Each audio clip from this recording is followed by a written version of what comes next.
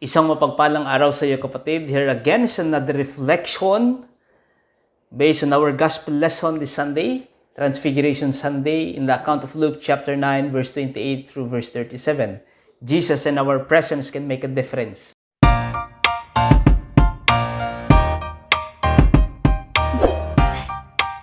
Do you want to know? Right? I, together with my partner in the ministry, Pastor Joseph, attempted to reach Aguinaldo Ifugao by our bicycle alone. With our 2 attempts, unfortunately, hindi kami naging successful. Unfortunately, there are at least 10 and 7 kilometers respectively are still left to make it. Hindi talaga namin narating yung Aguinaldo Ifugao. Just like any other adventurous amateur cyclist, we aim to reach tourist destinations through cycling for physical exercise and recreational activities at the same time, right? Traversing the hills and valleys, the curves and ups and downs, though extremely tiring, is one of a kind experience an adventurous cyclist aims to fulfill, isn't it? Napakahirap man, pero iba yung dalang kasiyahan.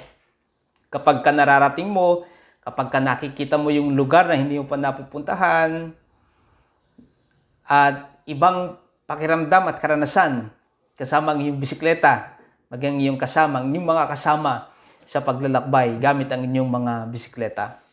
And that makes the journey more exciting and meaningful. Right? However, our cycling activity does not only intend to test and prove our physical capacity or endurance, but to be astonished witnessing upon the grandeur, scenic view from a mountain-top panoramic visibility. Iba yung pakiramdam na nakikita mo, hindi man namin narating yung Aguinaldo Ifugao. But fortunately, kakaiba yung karanasan. Napakasarap sa pakiramdam na nandoon ka sa kalagitnaan ng bundok. Kung hindi man yan yung pinaka-apex niya, pinakatuktok niya, pero damang-dama mo yung kakaibang karanasan sa gitna ng kalikasan. Most especially sa gitna ng kabundukan at mga matatayog na mga punong kahoy. To be at the apex of the mountain brings us joy and fulfillment regardless of our failure to reach our intended destination. We might not have made it. At least, we have made 75% maybe in order to reach Aguinaldo Ifugao. The mountaintop experience of Jesus' disciples reminds me of our experience too. It is too hard for us to traverse the hills, the valleys, the ups and downs, the curves of our journey.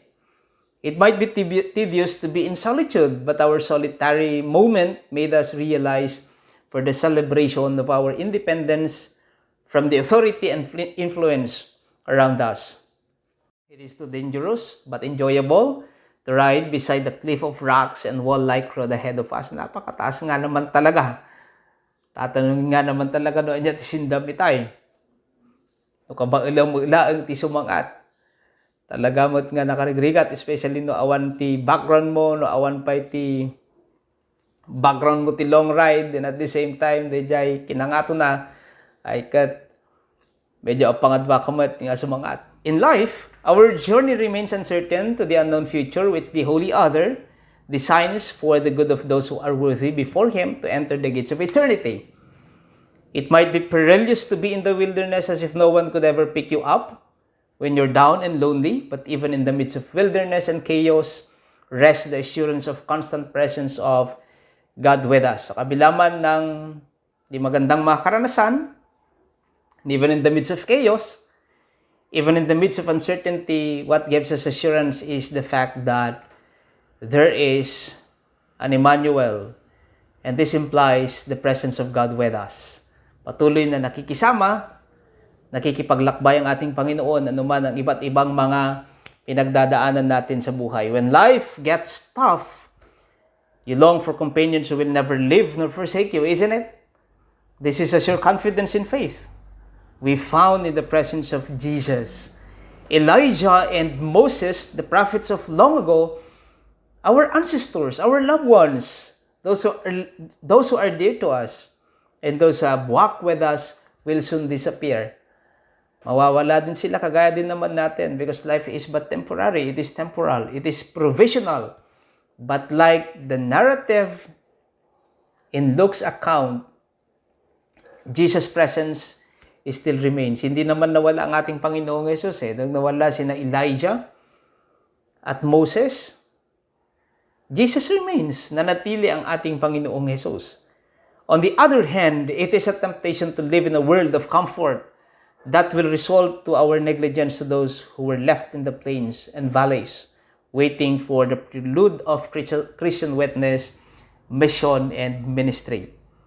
Most often, we prefer to stay at the peak, constructing tents that divide and separate us from one another, building concrete edifices that excludes, and institutionalizing systems that reject rather than restore. Like the 3 disciples after having witnessed the regions of Jesus' Transfiguration, they preferred to stay at the mountaintop and make tents for the 2 historic figures, Elijah and Moses, and even one for Jesus, isn't it? Nagsayat kit din tika dati ditoy, kahit mo kadiapoy, patagdaranda ka. May isa para kini Elias, may isa para kini Moses, may isa para kan ka. Christianity is never a me and Jesus relationship alone, right?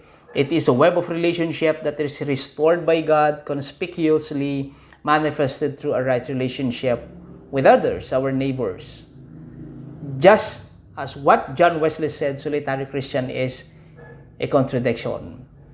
We are in a relationship not only with those at the peak of the extreme pendulum, but even to those whose presence in the society is characterized by vulnerability. Ganoon naman ang buhay. Hindi lamang, it's not just about me and Jesus relationship, but it's also a relationship with our neighbors. Verse 37, however, is very crucial.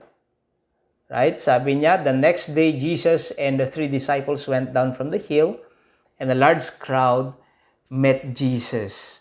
The doctrine of incarnation provides both a theological and practical articulation of this passage. Right? Despite his godness and his divinity that intends to reside at the throne of his kingdom, God preferred to clothe himself with the very nature of a man in the person of Jesus. Right? He preferred to descend down from heaven to live with and among the ordinary people of his time in ancient Palestine. This is a concrete display of humility and of his obedience to come down from above and clothe himself with the very nature of a servant. It's only in the name of love and service. Dahil sa kanyang pagmamahal, dahil sa pag-ibig ng Diyos sa sanlibutan, at dahil sa paglilingkod. While we long to be with Him exclusively in a more intimate and personal relationship, God prefers to be with us inclusively, embracing all people to work this relationship out. Right? We might not be worthy, but God sent down His Son, our Lord Jesus Christ, to restore the broken relationship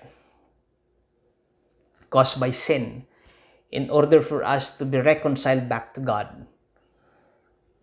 Nailayo tayo sa Diyos sa pamamagitan ng kasalanan, nasira yung ating pagkakaugnay sa ating Panginoon, but when God sent down His Son, our Lord Jesus Christ, and His death reconciled us back in order to restore that broken relationship. Mai kadwa tayo manan, mai tipon tayo manan, may establish manan tinasaya at nga pan nakarelasyon tayo kanay Apo Diyos.